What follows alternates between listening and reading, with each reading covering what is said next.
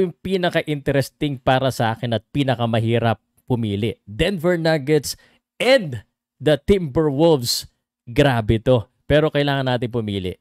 Ako po si Pau Salud ng Pauka Sports and ito siguro yung pinakamahirap na serye. No? Para sa akin and sa tingin ko, isa dito sa finals ay aangat. And that's just my point of view. I mean, Denver Nuggets, the defending champion, alam nga namang hindi mo sabihin na hindi yan naangat. Kompleto, healthy, and Jamal Murray, grabe yan. And Jokic. Pero sabi nga nila, sino pantapat mo kay Jokic? Walang makakatala. Ang Minnesota may dalawa.